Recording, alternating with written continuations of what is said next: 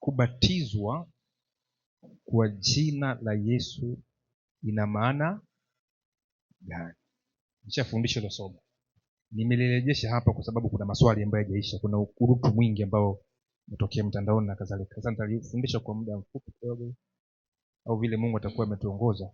Kwa hiyo naomba niwakaribishe tena upya kujifunza mada hii. Hii ni mada ambayo pia inawagawa ama inawagawanya Wakristo. Hata juzi hapa kuna watu kutoka mada hiyo. Na katika ulimwengu wa matengenezo ni jambo ambalo linatutenga. Sasa leo nataka tutumie Biblia.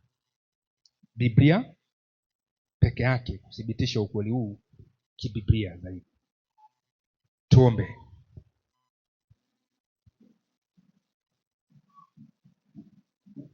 Baba yetu wa mbinguni, katika jina la Yesu tunakusifu na kuliinua jina lako. Tunaomba mkono wako utuongoze katika somo hili. Kipawa cha leo kikatuangukie katika neema hii, katika Kristo Bwana wetu. Amen.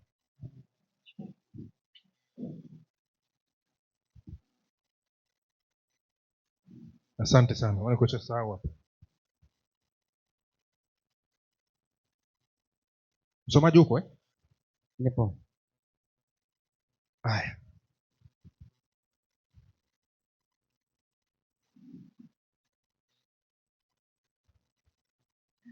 Tusome kitabu kile cha Mathayo. Mathayo 28 mstari wa 19. Anasema, Basi nendeni mkawafanye mataifa yote kuwa wanafunzi. Ndio. Mkiwabatiza kwa jina la Baba, mkiwabatiza kwa jina la Baba na Mwana na Roho Mtakatifu, na kuwafundisha kuyashika yote niliyowaamuru ninyi. Na tazama, mimi nipo pamoja nanyi siku zote hata ukamilifu wa dahari. Mimi nipo pamoja nanyi siku zote mpaka ukamilifu wa nini? Wa dahari. Sasa andiko hilo tukilisoma lenyewe kwa lenyewe kwamba mkawabatize kwa jina la Baba na Mwana na Roho Mtakatifu. Hilo andiko tukilisoma vizuri utaona hajasema kwamba tukienda kwenye maji tuzamishe watu kwa jina la nani? La Yesu. La Baba na Mwana na Roho Mtakatifu. Sasa mara nyingi tunachukua andiko alafu tunatengeneza mgogoro wa mawazo yetu wenyewe. Baada ya kuliacha andiko lifanyeje? Liseme. Unaona hapo tukienda kwenye maji tunabatiza. Sasa leo tuna mgogoro mwingi sana wa maandiko kwamba mtu ukimbatiza mtu mpaka umtajie hilo jina ndio kwamba inaonekana kama amefanyaje? Amebatizwa. Wengine wanaingiza neno Trinity, utatu na mafundisho mengine. Sasa unakuta leo tuna watu wanakuja hapa tunafanya midahalo kwa mawazo yetu. Kwa kama tungeasoma maandiko vile yamesomwa au yameandikwa, tusingekuwa na mgogoro mkubwa ndani ya makanisa ya Kikristo siku ya leo. Sasa swali linakuja tena katika hoja hiyo. Hebu nipe kitabu kile cha Matendo sura ya 2 mstari wa 38 kwa haraka. Twende. 38 anasema, ndio. Petro akamwambia, tubuni, mkabatizwe kila mmoja kwa jina lake Yesu Kristo, mpate ondoleo la dhambi zenu. Tosha kwamba Petro akamwambia kwamba tubuni mkabatizwe kwa jina lake Yesu Kristo. Na huko Yesu akasema kwamba mkabatizwe kwa jina la nani? Baba na Mwana na Roho Mtakatifu. Kwa akili za haraka hiyo ni contradiction, si contradiction? Sasa mtu anasema Biblia imetiwa nini? Mikono ama vinginevyo. Kitabu kile cha Matendo sura ya 8 mstari wa 16. Anasemaje? Kwa maana bado hajawashukia hata mmoja wao, ila wamebatizwa tu kwa jina lake Bwana Yesu. Bwana Yesu. Kuna point hiyo. Kwamba hao roho hajawashukia kwa sababu wamebatizwa tu kwa jina lake nani? Bwana Yesu. Kumbe unaweza kubatizwa kwa jina la Yesu na roho asifanyaje? Asikushukie. Haya, twende katika Matendo 10:48 hapo. 10:48 inasemaje? Anasema, akaamuru wabatizwe kwa jina lake Yesu Kristo. Lakini ukisoma hapo nyuma mafungu ya juu walipata Roho Mtakatifu kabla hawajabatizwa kwa jina lake nani? Yesu Kristo. 19 mstari wa kwanza. Matendo 19:1. Ndio. Ikawa Apolo alipokuwa Korintho. Piga tu mstari wa 5. Anasema, waliposikia haya wakabatizwa kwa jina la Bwana Yesu. Wakabatizwa kwa jina la nani? La Bwana Yesu. La Bwana Yesu. Sasa yote hayo ni maandiko ambayo yakisomwa yanatuletea mgogoro kama mgogoro wa nyama ambao tayari ushatoka hapa na mwalimu aliotoka, kwamba nyama inakuwaje, wengine wameweka kipimo cha ukombozi na vinginevyo, lakini tumeelewa na bado tulikuwa tunatoa nafasi ya kuelewa katika masuala hayo, tunafungua nafasi zaidi. Sasa katika eneo hili kwamba wakabatizwa kwa jina la nani? La Yesu. Sasa wakabatizwa kwa jina la Yesu. Sasa jina la Yesu ni lipi? Wakabatizwa kwa jina la nani? La Yesu. Huko wakabatizwa kwa jina la nani? La Mwana, si ndio? La Baba na Mwana. Sasa jina la Baba ni lipi? Jina la Mwana ni lipi? Na jina la nani? La Roho Mtakatifu ni lipi? Sasa hapo pia inajengwa hoja kwamba jina la Baba ni jina, ndio hilo jina la Yesu mwenyewe. Hebu nipe maandiko haya 17:6 kitabu cha Yohana 17:6. Ndio anasema Jina lako nimewadhirishia watu wale ulionipa katika ulimwengu. Jina lako nimewadhirishia wale watu ulionipa nini? Katika ulimwengu. Katika nini? Ulimwengu. Sasa mstari wa 11 hapo anasema wala mimi simo tena ulimwenguni, lakini hawa wamo ulimwenguni, nami naja kwako. Ndio. Baba Mtakatifu, kwa jina lako ulionipa, walinde hawa. Asante. Sasa soma 2:21 kitabu kile cha Mathayo. 2:21. Ndio. Anasema akaondoka 1:21 Mathayo, sorry. 1:21. Nasemaje? Anasema naye atazaa mwana, nawe utamwita jina lake Yesu, maana yeye ndiye atakayewaokoa watu wake na dhambi zao. Asante. Sasa jina la Yesu hapo ninajengwa kwamba ndio jina la nani? La Mungu. Jina la nani? La Mungu. Lakini ukisoma katika mtazamo wa Kiebrania au katika nchi ya Kiebrania, jina la Yesu ni jina ambalo watu wengi wanaitwa tu kama kawaida.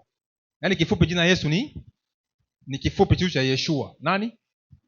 Yeshua au Joshua. Kwa jina Yesu ni jina tu la kawaida sana katika Israeli. Kwa hiyo kule ukienda Israeli ukisema Yesu watu wafanyaje? Hawashtuki. Sasa ni nini ambacho kinawashtua watu? Sababu katika Biblia tunaona kuna mtu anaitwa Bar Yesu, si ndio? Kwa hata leo ukiitwa Yesu, sawa, Watanzania tutashtuka kwa sababu tumelisishwa kwamba jina la Yesu tumelipa utukufu mkubwa, si ndio? Kwa Tanzania. Lakini ukienda kule Latin America, mtu yani kuitwa Yesu kule mtoto ni kawaida. Kule wanamuita Bebeto. Yaani Yesu kule anaitwa nani? Bebeto. Hata Paulo anaitwa Juan. Yohana anaitwa Juan. Paulo anaitwa Plabo. Ukisema mtoto wa Plabo, unajua ni nani? Paulo. Ukisikia Juan ni nani? Yohana. Ukisikia nani yule? Yesu ni Bebeto. Unafahamu nyinyi mnakuwa mnaangalia mpira, kuna Bebeto Carlos. Ulikuwa mnasikia? Sasa Bebeto nisema kama leo kwamba muite Yesu nani? Carlos. Sasa kwa bongo hapa hamwezi kufanya hivyo. Lakini ni wachache sana ukamuita mtoto wako Mungu. Kuna jamaa mmoja kwa jeuri akazaa mtoto akamuita Mungu.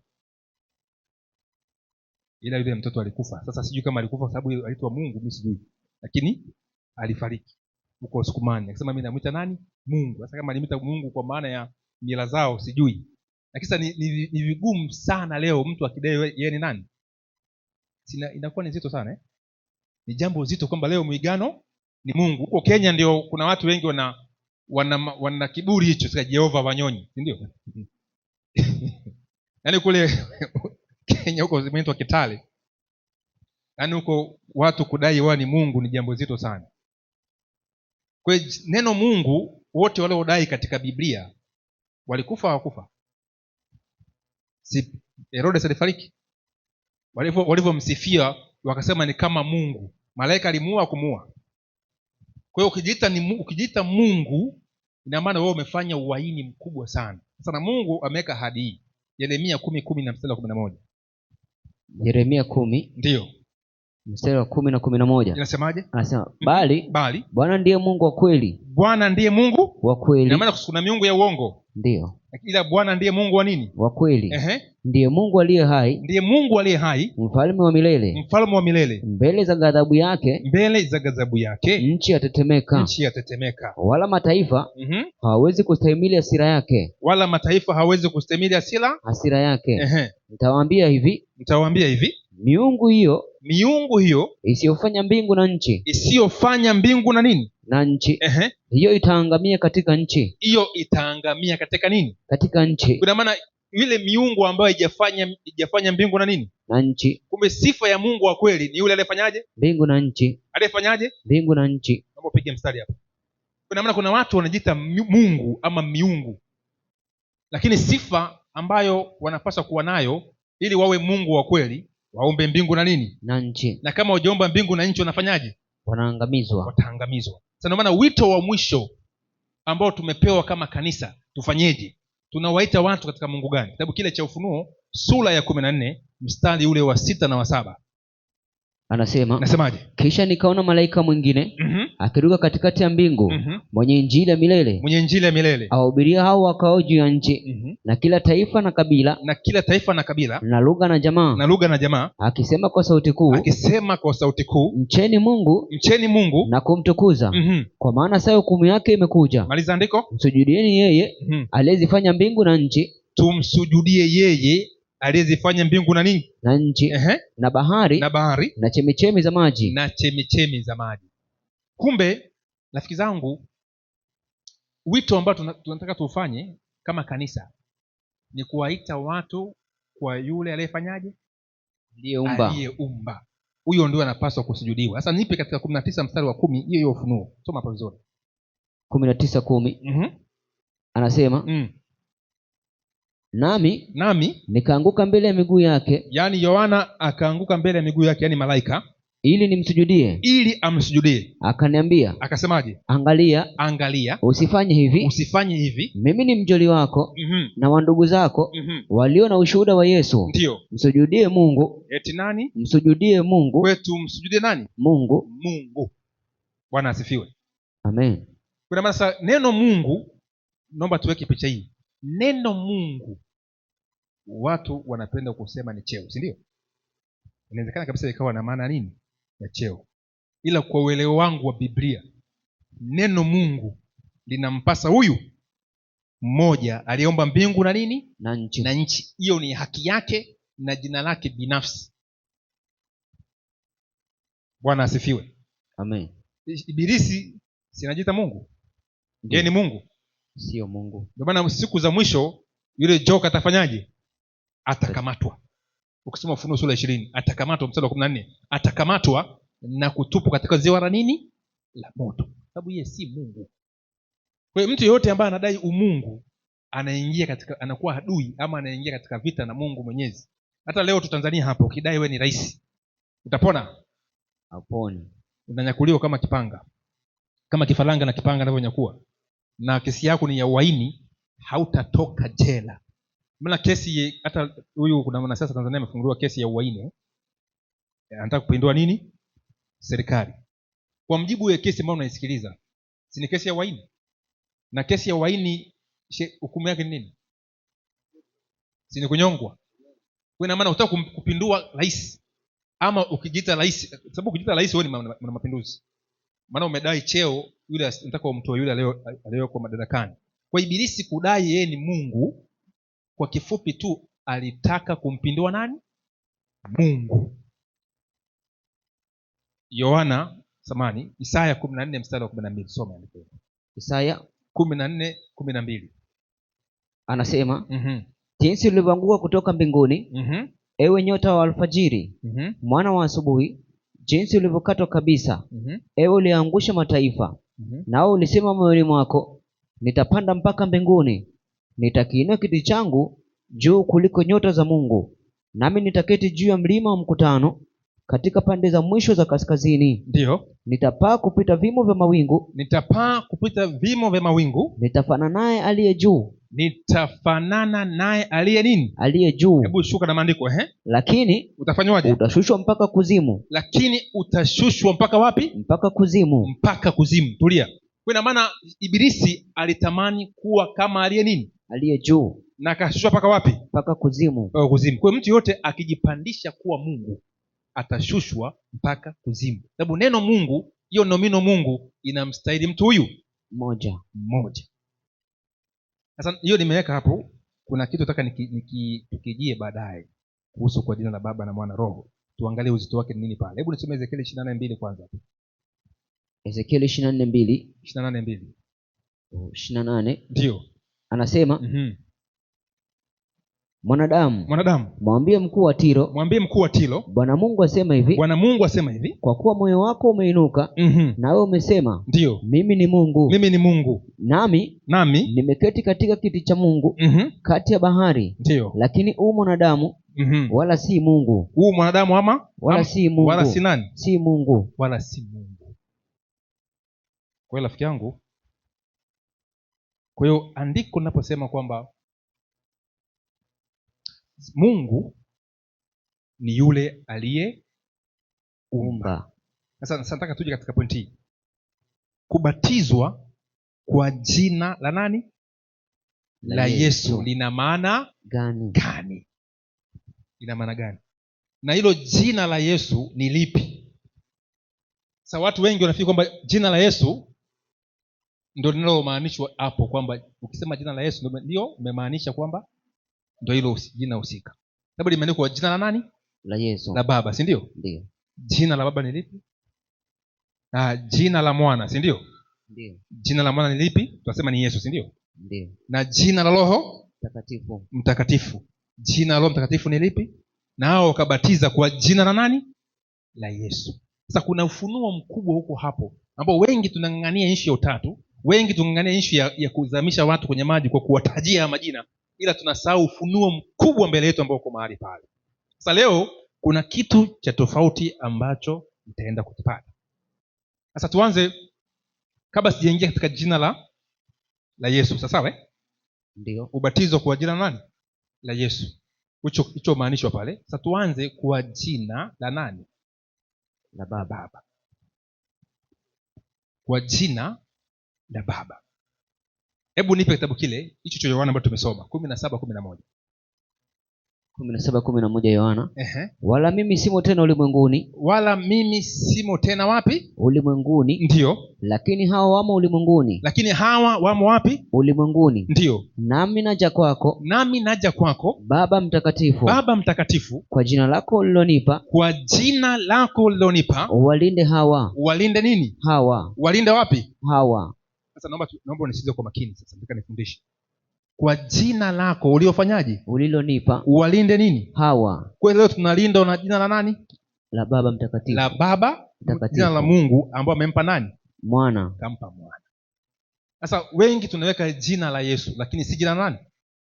Nimesema jina la Yesu ni jina ambalo wengi tu wanaitwa.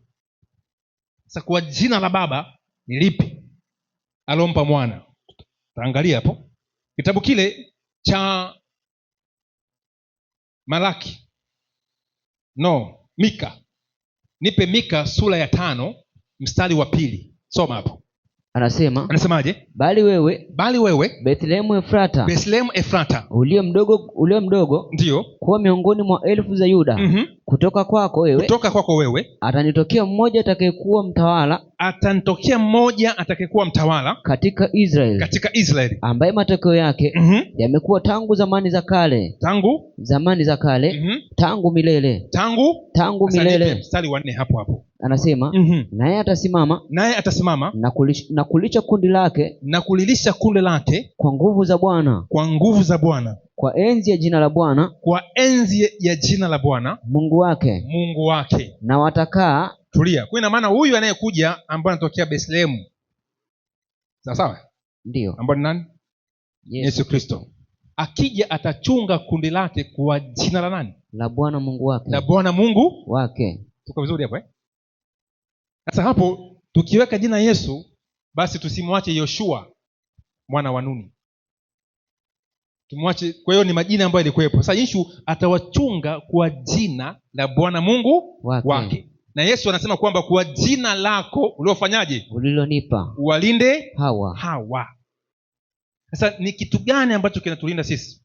na Yesu Mungu alimpa jina gani? Sababu tunaangalia, tumeona bayana kwamba Mungu ni yule aliyefanyaje? Aliyefanyaje? Aliyeumba. Huyo ndo anafaa kuitwa nani? Mungu. Sasa naomba Waebrania 1 mpaka mstari wa 4. 1 sura ya kwanza Waebrania mstari wa kwanza mpaka wa 4. Kimbia. Mungu ambaye alisema zamani na baba zetu. Zingatia, Mungu ambaye alisema zamani na baba zetu katika manabii kwa sehemu nyingi na kwa njia nyingi, mwisho wa siku hizi amesema na sisi katika mwana. Amesema nasi katika nani? Katika mwana. Aliyemweka kuwa mrithi wa yote. Tena kwa yeye aliufanya ulimwengu. Aliufanya nini? Ulimwengu. Yeye kwa kuwa ni mng'ao wa utukufu wake na chapa ya nafsi yake akavichukua vyote kwa amri ya uweza wake. Akiisha kufanya utakaso wa dhambi aliketi mkono wa kuume wa ukuu huko juu. Mstari wa 4. Amefanyika bora kupita malaika. Naomba uzingatie, amefanyika bora kupita nani? Kupita malaika. Kwa kadri ya jina lililorithi lililo tukufu. Anasema kuliko lao. Soma vizuri, rudia mstari wa 4. Amefanyika bora kupita malaika. Amefanyika bora kupita malaika kwa kadri ya jina alilolirithi lilivyo tukufu kuliko lao. Lilivyo tukufu kuliko nini? Lao. Kuna maana Bwana Yesu au mwana amelisi jina tukufu kuliko la nani? Kuliko lao. Nani? Malaika. Sawa? Ndio. Sasa ni jina gani ambao Yesu amelilisi, mwana amelilisi, ambao ni tukufu kuliko la malaika? Ni lipi? Ambao sasa hilo akiwa nalo anakuwa mtukufu kuliko malaika, ni lipi? Mungu. Kuna mwingine anajibu lingine? Ni jina la Yesu. Ni jina la nani? Kwamba ukiitwa Yesu anakuwa bora au mtukufu kuliko nani? Malaika. Ni jina gani ambalo analihisi mtukufu kuliko la watu wote? Mungu. Naomba uthibitisho. Mlagwa, nipe uthibitisho. Wewe umejibu Mungu. Sasa nataka uthibitisho. Amesema katika hiyo Waebrania chini yake, si ndio? Okay, sasa asante. Sasa tuendelee. Kwa hiyo pointi kubwa, hebu nisomee mstari wa 7 hapo. Anasema na wa 8. Na kwa habari za malaika asema. Na kwa habari hilo ndio jibu tunapata. Na kwa habari za malaika asema, afanyaye malaika wake kuwa upepo na watumishi wake kuwa miali ya moto. Lakini kwa habari za mwana asema, kiti chako cha enzi Mungu ni cha milele na milele. Kwa ina maana Mungu Baba anamwita nani? Mwanae nani? Mungu. Kumbe majibu yako pale pale. Ndio. Kwa hiyo Biblia ukisoma ukaizingatia katika mstari na mstari au fungu kwa fungu, majibu mara nyingi tunayaacha nyuma, tunakimbilia sehemu nyingine. Kumbe Yesu anafanyika bora kupita malaika ama viumbe vyote kwa sababu ana jina tukufu kuliko nini? Sasa ili awe Mungu, tumesoma sifa ya Mungu wa kweli ni ipi? Si ni kuumba? Endelea na mstari wa 8 hapo. Anasema ndio. Lakini kwa habari za mwana asema, ndio, kiti chako cha enzi Mungu ni cha milele na milele, na fimbo ya ufalme wako ni fimbo ya adili. Mstari wa 9. Umependa haki, umechukia maasi. Kwa hiyo Mungu wako. Hapo mstari wa 9. Anasema umependa haki, umechukia maasi. Kwa hiyo Mungu wako amekutia mafuta ya shangwe kupita wenzio. Na tena wewe Bwana hapo mwanzo uliitia misingi ya ulimwengu. Anasema hapo mwanzo uliitia misingi ya nchi, na mbingu ni kazi ya mikono yako. Hizo zitaharibika, bali wewe unadumu. Tulia. Kwa ina maana Yesu kuitwa Mungu ana sifa ipi? Jamani, tuko pamoja kweli? Kanisa tuko pamoja? Kama tuko pamoja unyosha mkono. Kwa Yesu anaitwa Mungu kwa sababu alifanyaje? Aliumba. Kwa chochote ambacho kinaitwa Mungu kinapaswa kufanyaje? Kuumba. Bwana asifiwe. Sasa kuna ile nyingine unaweza kusema kwamba mbona tumeitwa miungu Lakini ile miungu ambayo inaelezewa pale inaongelea kuhusu wana wa nani? Wana wa Mungu. Karibu. Ukiangalia kwenye mafungu haya licha hilo jina Mungu kwenye kuumba kwa kuitwa Mungu, pia kuna hiyo mzaliwa. mzaliwa wa pekee. Pia katika fungu la 6 mstari wa 6 ameruhusiwa pia kupokea ibada. Kwa hiyo anaabudiwa, ni mzaliwa ni mwana wa Mungu, na pia ameitwa Mungu na kwa sababu pia ameumba. Kwa hiyo kuna kuzaliwa ni Mungu. Pia kuna kupokea ibada, maana Mungu ameruhusu. Ndio. Kwa hiyo Mungu kama Mungu naye anaabudiwa. Ndio. Kwa hiyo nimechangia tu kwamba anaabudiwa na pia ni mwana wa Mungu halisi, kwa hiyo ni Mungu. Asante. Sasa pointi inayokuja hapo ni ile ambayo umeongea Bwana Besod, kwa sababu yeye ni Mungu na tunajua sababu ni mwana, sababu yeye ni Mungu, kwa maana pia mwana amefanyaje? Ameumba. Kwa kama Yesu, sababu hata malaika wanaitwa wana wa Mungu, si ndio? Sisi tunaitwa wana wa nani? Wa Mungu. Sisi tumeumba?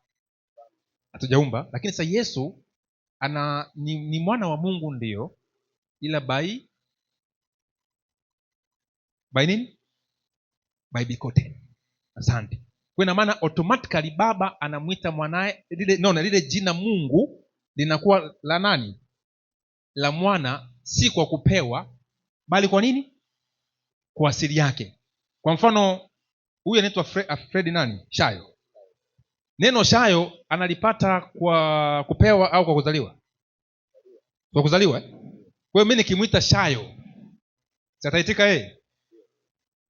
Hilo jina amepewa na baba yake, si ndio? Lakini amepewa kwa namna gani? Kapewa kwa kuzaliwa. Kwa Yesu ubini wake ni nani? Mungu. Na mtu mmoja kwenye mwazala moja hivi, ilikuwa tulikuwa kwenye mwazala, watu wakamuuliza shehe, unaitwa nani? Sasa mimi naitwa Abdul Mustafa. Wakampa andiko kwamba Yesu anamwita Mungu baba yake. Hebu tupe kama akienda mkao mnasoma na Yesu, unaitwa Abdul Mustafa. Na Yesu amezaliwa na nani? Na Mungu. Sasa loko inaitwa Abdul Mustafa. Uje kwa Yesu. Yesu nani? Mungu. Ilikuwa ni watu walicheka sana pale. Tuko pamoja? Kwa hiyo naona ubini wa Yesu ni nani? Ni Mungu. Kwa jina alilopewa Yesu ni lipi? Mungu. Si Yesu. Sababu Yesu halimpi utukufu wowote. Kwa Yesu, jina Yesu linakuwa na utukufu kwa kimoja tu, kwa sababu ile nafsi ambayo ina asili ya uungu ndio imepewa jina Yesu. Lakini wewe ukiitwa Yesu, kuna kitu kinabadilika? Utakuwa ni yule yule. Hata leo tukikuita Mungu, utafanya miujiza? Si Mungu alimwambia nani yule Ayubu, hebu nawe jivike uweza kama wangu, uite upepo, uite ngurumo, uite mvua kama utaweza. Kwa maana Mungu ni yule ambaye anaweza kusababisha vitu vikatokea katika eneo la uumbaji. Yaani maana yake kwamba kwenye hakuna anafanya nini? Viwepo. Bwana asifiwe. Sasa kwa jina la Baba, pointi ambayo iko hapo ni moja tu, kwamba Yesu anasema kwa jina lako uliofanyaje? Ulionipa. Kwa maana Yesu, mtu mbatizwaji na mbatizaji wote wawili wanapaswa kutambua kwamba kuna Mungu wa pekee. Mungu wa pekee ambao amefanyaje? Kaumba mbingu na nini? Na nchi. Kwa hiyo watu lazima wajue. Maana mahubiri yote ya mitume walihubiri kwamba kuna Mungu wa baba zetu ambao umemuua mtumishi wake Bwana Yesu. Kwa maana lazima watu wajue kuna Mungu. Kwa hiyo ubatizo wote ambao ndani yake hakuna Mungu wa pekee ambao ndio jina lake pekee. Acha mambo yawe yote yawe, maana yawe inasema mimi niko ambaye nini? Kwa hiyo moja kwa moja mimi niko ambaye niko, si inaonyesha ni Mungu. Kwa hiyo kipimo chote nani? Ni Mungu. Kwamba yule ambaye mimi niko ambaye niko inazungumzia kwamba yule ambaye anaishi milele na nini? Na milele. Sasa ambaye anaishi milele na milele nani? Si ni Mungu. Kuna mkono pale. Wakati huo anaonyesha mkono, hebu nisomee kwanza 8 6:27 kitabu kile cha Yohana 6:27 ndiyo anasemaje? msikitendee kazi chakula chenye kuharibika, bali chakula kidumucho hata uzima wa milele, ambacho mwana wa Adamu atawapa. Ndiyo. Kwa sababu huyo ndiye aletiwa muhuri na Baba, yaani Mungu. Kumbe Baba ni nani? Mungu. Yaani Mungu. Kwa maana Mungu ni jina ambalo linamfaa Baba peke yake. Kwa maana tunaambia hivi, kuna Mungu huyu naye ni nani? Mungu mmoja naye nani? Baba. Kwa ni peke yake. Kwa tunaitwa tumhubiri Mungu. Kwa mtu yeyote anayehubiriwa mpaka kubatizwa na mbatizaji, wote lazima waelewe kuna Mungu huyu mmoja. Ndio maana leo tunawabatiza watu. Kwani nishabatizwa huku kwa jina la Baba na Mwana Roho. Kubatizwa kutajua jina la Baba na Mwana Roho, kama unaweka maana nyingine tutakubatiza nini? Tena. Mpe mic yule. Hii nataka nisisitize maana maswali yalikuja mengi sana. Asante mtumishi. Ndio. Umegusa sehemu ambako mimi nilikuwa napafikiria. Nikasema ili acha niliseme, na bahati nzuri ulianza ukiwa kwenye mawazo yangu. Kati ya kitu ambacho walimu wengi wanapotosha watu na wanakaa hapo ni kusema kwamba Mungu ni cheo. Ndio. Huo ni uongo ulio mweupe kabisa.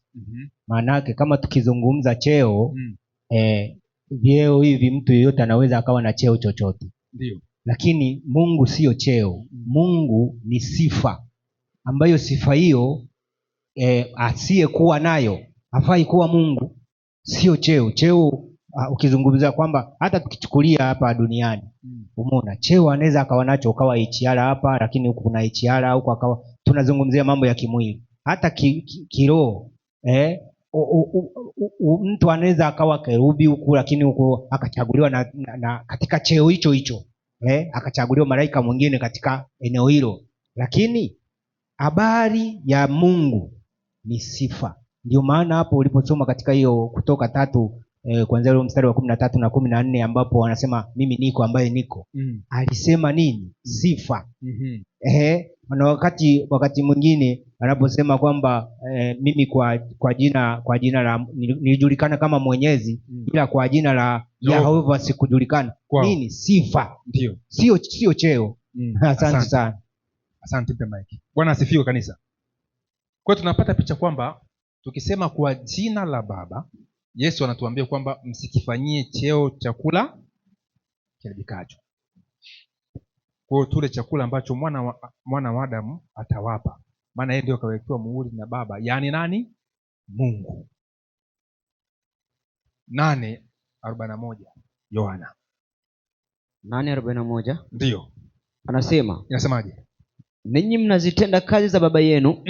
Ndipo walipomwambia, sisi hatukuzaliwa kwa zinaa, sisi tunaye baba mmoja, yaani Mungu. Tunaye baba mmoja yaani Mungu. 54 anasema 54 anasema, ndio. Yesu akajibu, nikijitukuza mwenyewe, utukufu wangu si kitu. Anitukuzeni Baba yangu, ambaye ninyi mwanena kuwa ni Mungu wenu. Asante. Kwa maana Mungu ni Baba. Bwana asifiwe. Amen. Mungu ni nani? Baba. Ni Baba. Kwa hiyo akampa mwana jina nani? Mungu. Kwa Yesu anaweza wakatulinda sisi kwa sababu yeye ni nani? Mungu. Yeye ni nani? Mungu. Mungu. Hebu nipe 10:28 Mathayo. No, Yohana. Sikia vizuri. 10:28. Inasemaje? Anasema hivi. Nami nawapa uzima wa milele. Zingatia, nami nawapa nini? Uzima wa milele. Hivi kuna kiumbe kinaweza kutoa uzima wa milele? Hakuna. Nami nawapa uzima wa nini? Wa milele. Wala hawatapotea kamwe. Wala hakuna mtu atakayewapokonya katika mkono wangu. Wala hakuna mtu awezaye kuwapokonya katika mkono wangu. Bwana Kevin, kama Yesu anaweza akapokonywa, kama kuna nguvu ya kumpokonya Yesu kitu mkononi mwake, itakuwa nini zaidi ya nani? Kwa maana kama hakuna zaidi ya Yesu, kwa hiyo kama hakuna kitu ambacho kinaweza kukipokonya katika mkono wa nani? Wa Yesu. Ina maana Yesu ni nani?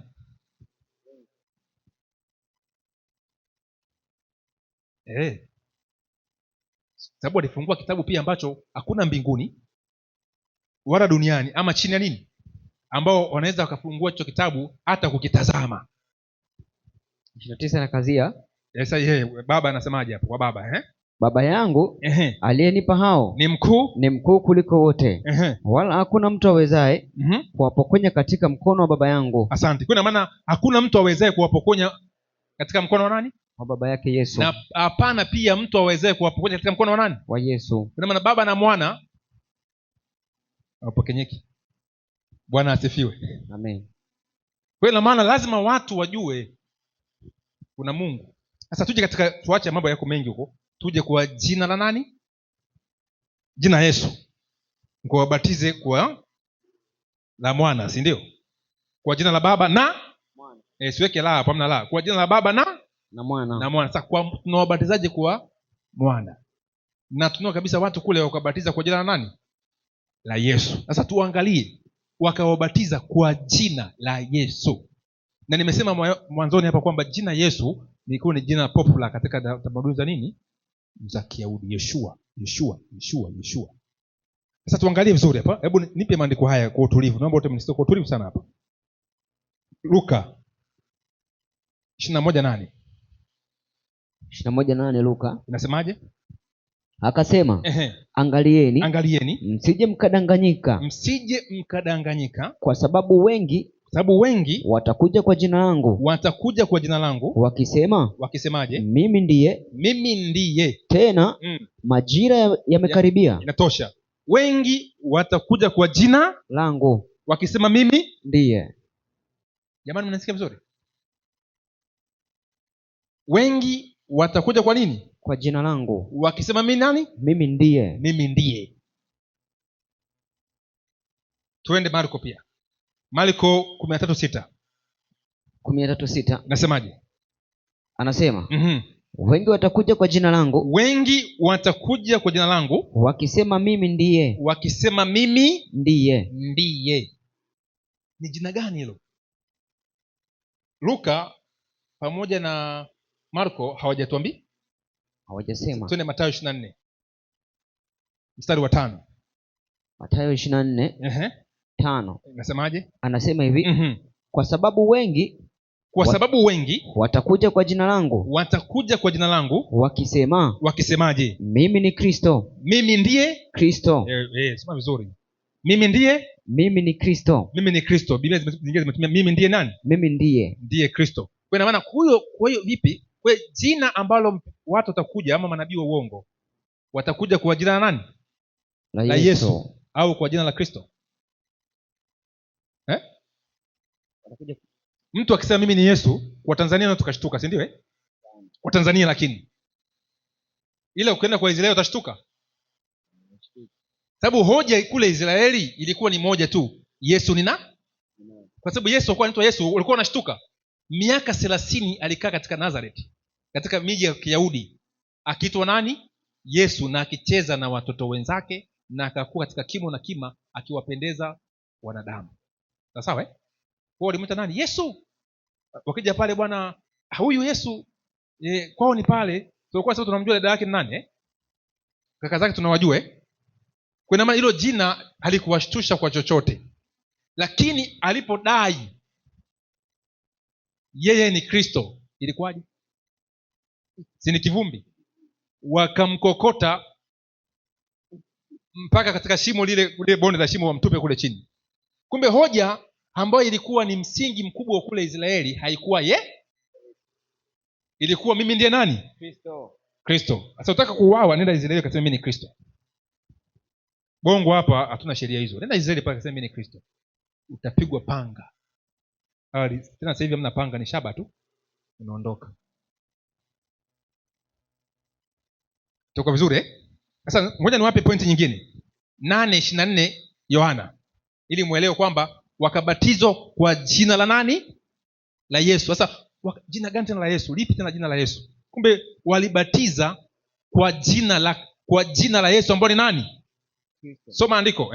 Kwa hiyo na aliwaambieni ya kwamba yani Wayahudi hao mtakufa katika dhambi zenu, mtakufa katika dhambi zenu, kwa sababu msipoamini, msiposadiki ya kuwa mimi ndiye. msiposadiki kwa mimi nani? Mimi ndiye. Kwa hiyo Yesu anasema siku za mwisho watakuja wengi kwa jina langu, wakisema mimi ni nani? Kristo. Mimi ndiye ambaye ni nani? Kristo. Sasa neno Kristo, kwa sababu ya injili ambayo tumehubiriwa miaka mingi, tumelichukulia kama ni kitu nini cha kawaida sana, lakini Biblia haichukui neno Kristo ni kitu kidogo. Hebu niwape andiko lingine tulizingatie vizuri. Haya maandiko tunayasoma kila siku lakini hatujazama kuyazingatia kwa upana. Marko 14 ndio 61 nasemaje? Anasema hivi, lakini akanyamaza, wala hakujibu neno. Kwani mkuu akamuuliza tena, akamwambia, wewe ndiwe Kristo, mwana wake mtukufu?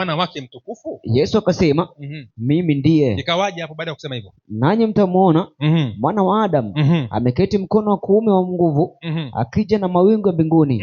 Kwani mkuu akararua nguo zake. Kwani mkuu akafanyaje? Akararua nguo zake. Endelea. Akasema, tuna haja gani tena ya mashahidi?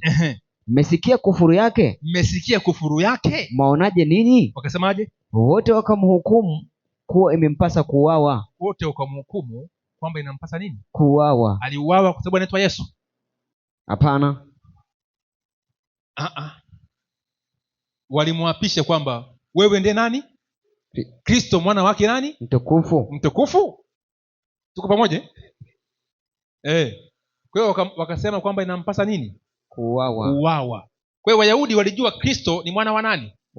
Mwana wa Mungu. Kwa hiyo kitendo cha Yesu kudai yeye ni Kristo mwana wa Mungu, anastahili kufanyaje? Kuuawa. Sababu waliona huyu hafai kuwa nani? Kristo. Kwa neno Yesu halikuwafanya wamuue. Inaeleweka? Ndio maana Myahudi, ukienda kumhubiri Myahudi ili amwamini Yesu, umthibitishie Yesu ni nani? Kristo. Huo ndio mjadala wa kitabu cha Matendo ya Mitume kati ya wanafunzi wa Yesu na Wayahudi. Hebu nipe 18:28 kitabu kile cha Matendo ya Mitume, tuangalie mjadala uliokuwa wapi. 18:28 ndio anasema, kwa maana aliwashinda Wayahudi kabisa. Huyo ni Apolo. Kwa maana aliwashinda Wayahudi kabisa mbele ya watu wote, akionyesha kwa maneno ya maandiko ya kuwa Yesu ni Kristo. Yesu ni nani? Ni Kristo. Bwana asifiwe. Kwa kwamba wakabatiza kwa jina la nani?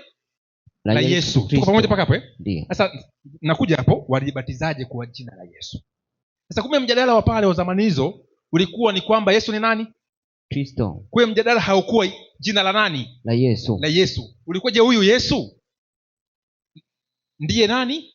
Kristo ama la? Akawashinda kabisa Wayahudi kwa maneno ya maandiko, akionyesha Yesu ni nani? Kristo. Ni Kristo. Na Yesu anatuambia kwamba wengi watakuja kwa jina langu. Sasa ukisoma katika historia kuna watu walikuja wengi, akiwemo Barnabas ambaye alifanya uasi mkubwa kwa Wayahudi, akawaambia mimi nani? Kristo. Wakamwamini. Na aliwaambia kuna wengine watakuja wataaminika. Wayahudi mwaka 134 mpaka 35 waliasi Roma baada ya kumpata Kristo anaitwa Barnabas. Barnabas ni nyota. Bar ni mwana. Kwa hiyo wakasoma ile Hesabu 23 kwamba huyo nabii wa baraki kwamba nyota itakuja katika nani? Yakobo. Kwa hiyo wakamwita Barnabas kwamba ni ile nyota iliyokuja ni Masihi. Kwa hiyo wakamfuata nyuma yake, wakafanya uasi, hatimaye Rumi ikawaangamiza wale wote. Kwa hiyo hoja ni kwamba Yesu ni nani? Ni Kristo. Bwana asifiwe. Amen. Sasa ndio maana hata injili ya kwanza inatangazwa na malaika, ilitangazwa hivi. Kitabu kile cha Luka 2 mstari wa 10 na 11. Soma. 2:10. Ndio. Malaika akamwambia, usiogope, kwa kuwa mimi nimewaletea habari njema. Mimi nawaletea habari njema ya furaha kuu itakayokuwa kwa watu wote. Maana leo katika mji wa Daudi amezaliwa nani? Kwa ajili yenu Mwokozi, ndiye Kristo Bwana. Ilikuwa ni furaha kubwa. Kumbe Mwokozi ni nani? Ndiye nani? Kristo Bwana. Yesu akamwambia msipoamini kuwa mimi ndiye, mtakufa katika dhambi zenu. kwa maana wasipoamini kwamba Yesu ni nani? Kristo. Ni Kristo. Bwana asifiwe. Amen. Ndio maana leo Bwana Method mwinjilisti, ukihubiri watu usipowaambia Yesu ni Kristo, sawa? Hujahubiri nini? Injili. Maana injili ya kwanza ilihubiriwa na malaika kuwatambulisha wachungaji kule kondeni kwamba leo katika mji wa Daudi amezaliwa Bwana. Ndiye nani? Kristo. Ndiye Kristo. Sasa naomba tupitie maandiko fulani hapa haraka haraka tuone pointi inayokuja. Turudi katika Mathayo 16. Na tunaposema Kristo inaambatana ni mwana wa nani? Wa Mungu. 16 Mathayo soma. 16:17. Anasema, ndio. Simoni Petro akajibu akasema, wewe ndiwe Kristo. Wewe ndiye Kristo, mwana wa Mungu aliye hai. Tulia kidogo. Kwa Petro akasema wewe ndiye nani? Kristo. Salimtoe ni Yesu. Kwa akasema wewe Yesu ndiye nani? Kristo. Mwana wa nani? Mwana wa Mungu aliye hai. Na kuwa ni mkuu alimuuliza Yesu, wewe ndiye Kristo mwana wake nani? Mtukufu. Si akauawa. Yesu akauawa. Akajibu ndio, kuwa ni mkuu akamuua Yesu. Bwana Yesu alimwambia Pilato, aliyenileta kwako yuna dhambi iliyo kuu nini? Zaidi. Sababu Pilato Kayafa alijua Yesu ni nani? Ni Kristo. Na Pilato walijua kabisa wamemtoa kwa nini? Kwa usura. Bwana dhambi ya Kayafa ni kubwa sana. Kayafa na Anas kuwa ni mkuu wa zama hizo. Kwa hiyo wale ambao walisema bora wale ambao hawakuzaliwa. Neno Kristo lina maana kubwa, maana Mungu huko nyuma alikuwa ametabiri vitu vikubwa sana. Ukisoma ile Kumbukumbu la Torati 18 akitabiri kwamba atakuja nabii kama nani? Kama Musa, na atatia maneno yake katika kinywa chake, na mtu yeyote ambaye atakataa maneno ya nabii yule atakatiliwa wapi? Mbali. Kwa hiyo ukikataa Yesu ndiye unakatiliwa nini? Mbali. 11:27 Yohana nisomee. Yohana 11:27. Anasema, ndio. Katika 11:27 Yohana akamwambia, naam Bwana, mimi nimesadiki ya kwamba wewe ndiwe Kristo. Nimesadiki kwamba wewe nani? Ndiwe Kristo, mwana wa Mungu aliye juu, mwana wa Mungu yule ajaye ulimwenguni. Asante. Kumbe yule Martha akasadiki kwamba Yesu ni nani? Ndiye Kristo. Ndiye nani? Kristo. Kristo mwana wa Mungu ajaye wapi? Ulimwenguni.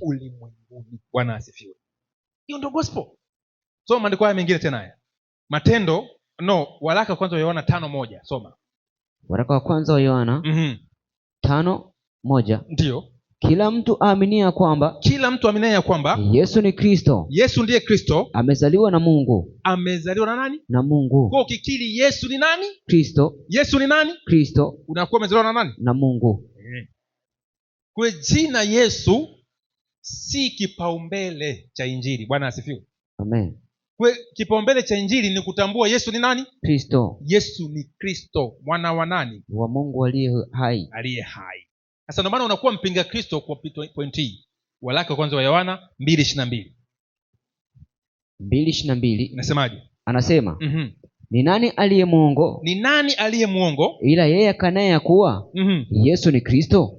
Akanaye ya kwamba Yesu ni nani? Ni Kristo. Kwa ukikana Yesu si Kristo, wewe ni nani? Wewe ni mwongo. Wayahudi wanakana Yesu si nani? Kristo. Ni nani hao? Waongo. Hiyo ndio gospel ilikuwa inahubiriwa zama hizo. Matendo 2:36. Matendo 2:36. Ndio. Anasema, basi nyumba yote ya Israeli na wajue yakini ya kwamba Mungu amemfanya Yesu huyo mliyemsulubisha kuwa Bwana na Kristo. Kuwa Bwana na nani? Na Kristo. Kumbe Mungu ndio amemwita Yesu kuwa nani? Bwana na Kristo. Bwana na nani? Na Kristo. Na Kristo. Kwamba huyu ni mwokozi wa nini? Wa ulimwengu. Sasa naomba katika maandiko haya mawili ambayo tutayasoma alafu tutatimisha katika issue ya jina la Roho. Kama mtu anasoma atauliza Matendo 9:22. Injili inahubiriwaje? Nasemaje? Sauli akazidi kuwa hodari. Akawatia fadhaa Wayahudi waliokaa Dameski. Akathibitisha ya kuwa ndio huyu ndiye Kristo. Akathibitisha ya kuwa huyu ndiye nani? Kristo. Ndiye Kristo. Hiyo ndio gospel kwa inahubiriwa. 8:5 Matendo 18 Matendo mstari wa 5 anasema, nasemaje? hata Sila na Timotheo walipoteremka kutoka Makedonia, Paulo akasongwa sana na lile neno, akiwashuhudia Wayahudi ya kwamba Yesu ndio ni Kristo. Ni Kristo. Bwana asifiwe. Akasongwa na lile nini? Kumbe lile neno ambalo amesongwa nalo ni Yesu ni nani? Ni Kristo. Kwa akawashuhudia lile neno. Kwa ukitaka kuhubiri neno la Mungu ni kuwashuhudia Yesu ni nani? Kristo. Ni Kristo, mwana wa Mungu aliye nini? Aliye hai. Aliye hai. Sasa ukisema kwamba wakabatizwa kwa jina la nani? La Yesu. Na tumejua jina la Yesu ni nani? Mungu. Kwa jina la Baba tumejua ni nani? Si ndio Mungu? Ndio. Yule ambaye anaita baba yenu, mimi ni Mungu, Mungu wangu. Asante. Kwa sasa Bwana Shayo ni kwamba wakabatizwa kwa jina la nani? La Yesu. Na Yesu anasema kwamba wengi watakuja na kwa jina langu wakisema mimi ni nani? Kristo. Ni Kristo. Kwa maana ili wabatizwe lazima wabatizwe kwa jina lipi? La Kristo. Kristo. Sasa hapa kapo Ndiyo. Sasa wanabatizwaje kwa jina la Kristo? 8:35 mpaka 37 kitabu kile cha Matendo. Soma. 8:37 35 anasema mpaka 37 anasemaje? Filipo akafunua kinywa chake, na akianza kwa andiko lilo hilo, akahubiri habari njema za Yesu. Wakawa wakiendelea njiani, wakafika mahali penye maji.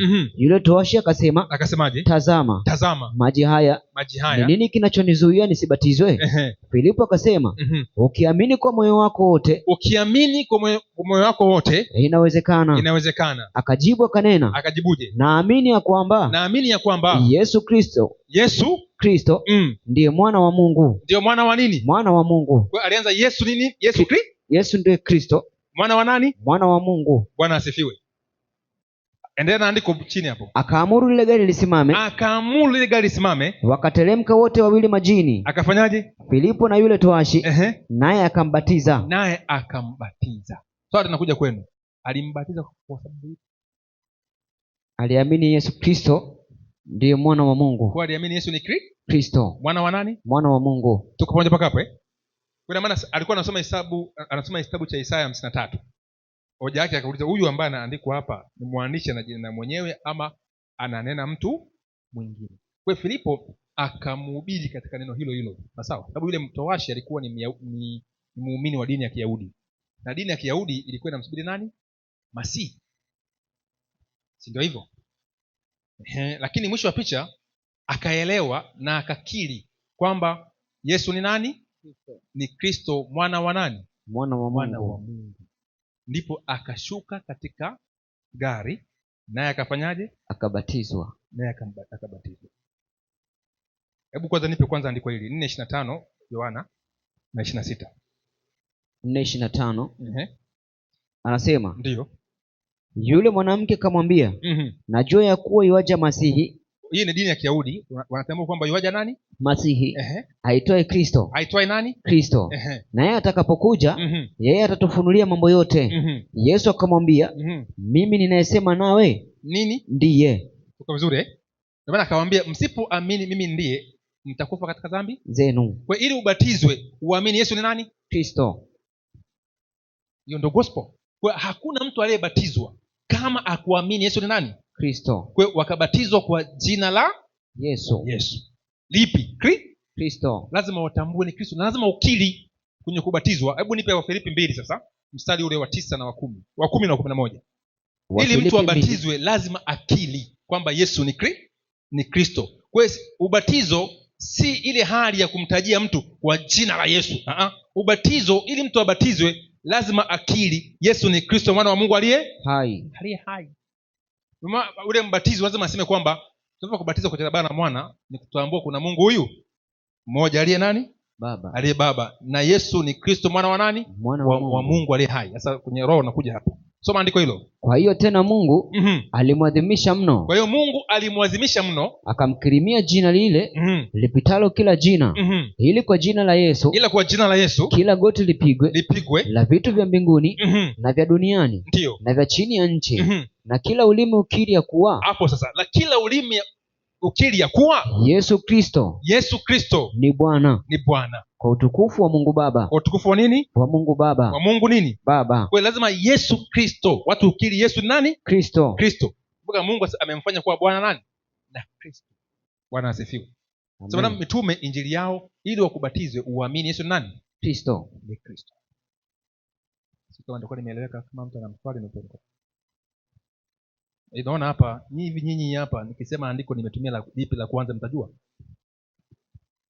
Nyinyi hapa nyinyi Vitarisi pamoja na Jonas na wewe. Na ukule nikisema hapa nimefundisha nini mtajua? Andiko gani nimeanza kutumia? Na la mwisho nimetumia lipi? Unajenga nyumba. Sasa nyinyi niwaambie kitu kimoja. Sasa nyinyi bwana, nyinyi young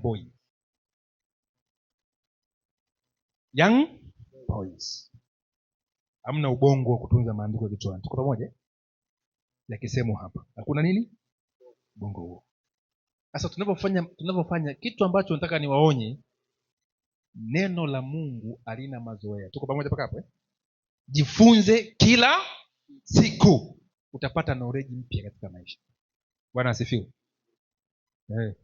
Nikiwafunua kompyuta yangu hapa huduma, mambo ambayo mnayahubiri ninavyoyakopi hapa ni kwa ajili ya Bible study. Neno la Mungu, hebu 55:11 Isaya nisomee. 55:11 Isaya. Nasemaje? Anasema ndivyo litakavyokuwa neno langu litokalo kinywani katika kinywa changu, halitarudi bure, bali litatimiza mapenzi yangu, nalo litafanikiwa katika mambo yale niliyolituma. Asante. Kwa neno la Mungu linapoanguka linatimiza mapenzi yake. Sasa lipokee kwa furaha neno la Mungu linaposomwa. Tuko pamoja mpaka hapo? Ndio maana ukisoma Malaki sura ya 3, wale ambao walikuwa wanafunua maandiko, Mungu alitega sikio akafanyaje?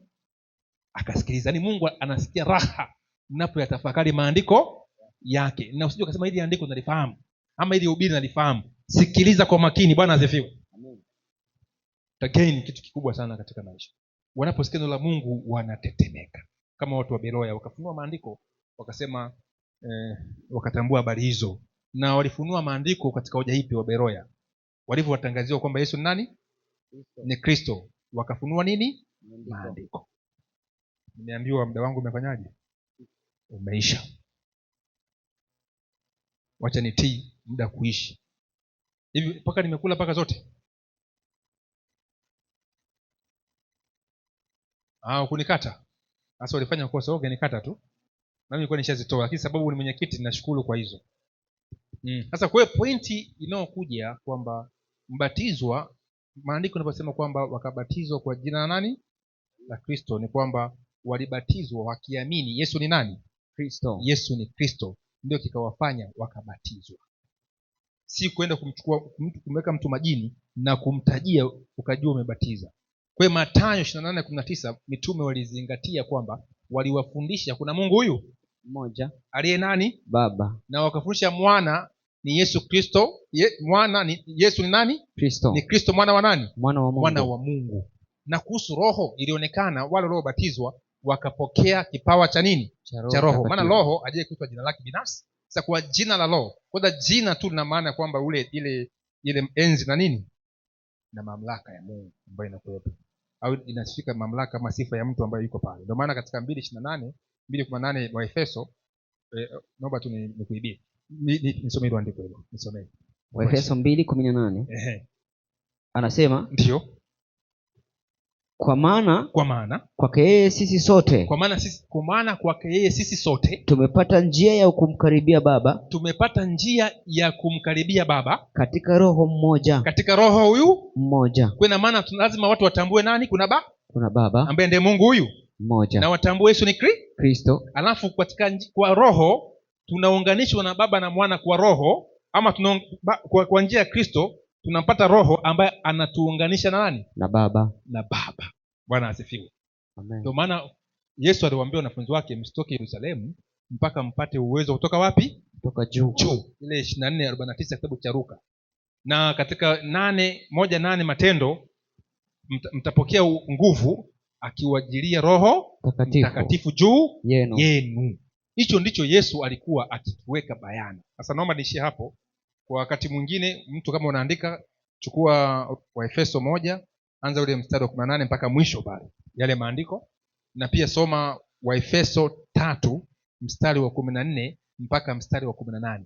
Hapo inaongelea kuhusu power, uwezo, ile nguvu itendayo kazi ndani yetu kwa roho. Yaani Mungu anatupa roho ambayo ndiyo nguvu itendayo kazi ndani yetu. Kwa hiyo ubatizo na mbatizwaji na mbatiza, lazima uhakikishe mbatizaji ana ufahamu wa Mungu huyu mmoja aliye Baba, Mwokozi mmoja Kristo Yesu, na roho mmoja ambaye ni roho wa Mungu na roho wa nani? Wa Kristo. Ndio yule mtu afanyeje? Abatizwe. Tuko pamoja? Ni ambao tutataka kubatiza kule, abatizwe. Hiyo ndio ufahamu sahihi ambao unatakiwa uwe nao. Sasa ndio maana nasema kwamba mtapokea, mkabatizwe kwa jina nani? La Yesu, nanyi mtapokea kipawa cha nini? Cha Roho. Kwa lazima Baba azungumzwe, Mwana adhihirishwe, watu wamkiri, ili wapate kipawa cha nini? Cha Roho Mtakatifu. Kwa hiyo tunakubatiza tena. Wewe ambao umetoka kwa Jumapili, umetoka katika makanisa ya Utatu huko SDA na kadhalika, unasema umebatizwa katika maji mengi. Wewe ulibatizwa, haukutambua Yesu ni nani? Ni Kristo mwana wa Mungu aliye hai, na ukutambua kuna Mungu huyu mmoja aliye Baba, na roho huyu mmoja ambaye ni roho wa Mungu na roho wa nani? Kristo. Wa Kristo. Bwana asifiwe. Tupige magoti. Baba mtakatifu, katika jina la Yesu, kwa mkono wako ulionyooshwa, tumekusikiliza, tumetambua maneno makuu ya kimungu kuhusiana na ubatizo kwa jina la Yesu kimaanisha jambo gani. Tumetambua. Tunakusihi Bwana, sisi ukatubatize upya, ukatumwagia kipawa cha Roho Mtakatifu, ili nasi tuweze kutambua yale ambayo Bwana tunapaswa kuyatambua. Tukitoka hapa tukapate lugha za ufahamu. Wenzetu walinena kwa lugha, wakasema Yesu ni Kristo.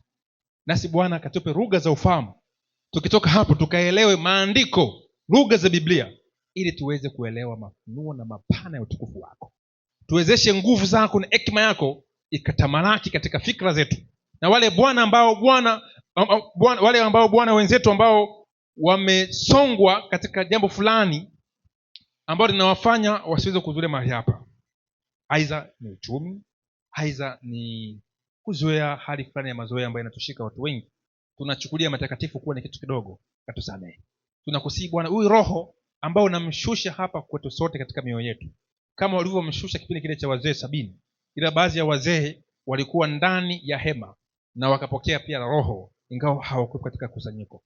Tunakuomba Baba yetu, wale wenzetu ambao wamekata tamaa, kwa roho ambaye anawashwa ndani yetu leo, nguvu itendayo kazi ndani yetu ikatende kazi pia kwa wao, na si tu kwa sisi ambao ni kusanyiko la Dar es Salaam, hata makusanyiko mengine hapa Dar es Salaam na nje ya Dar es Salaam na nje ya Tanzania. Wale wote Bwana ambao wanalitia jina lako katika hata makanisa ya kule Babeli, Baba, ni wakati ambao Bwana utaenda kutuunganisha sawa sawa na fadhili zako, ukatuunganishe katika neema yako. Na tunapotoka mahali hapa, kuna mambo mengi ya kufanya. Mkono wako ukatuongoze katika shughuli za kiroho na shughuli za kimsingi za kujenga uchumi wa taifa na ule uchumi wa mtu mmoja mmoja katika Kristo, ili sabato inayokuja tuweze kuja na tusije mikono mitupu, tukatoe kile ambacho Bwana utakuwa umetugawiwa na kutugawanyia. Kuna mipango mingi ya kufanya ili tuweze kuwezeshwa katika kazi yako tukufu, ukatuongoze katika hilo ndani ya kanisa lako, tukatimize vision na yale ambayo tumeyapanga ambayo hayana kusudi lako, atuwezeshe kuyatambua na ili tufanye yale ambayo yapo ndani ya makusudi yako. Kwa jina la Yesu tunaomba, amen. Bwana wabariki kwa neema yake.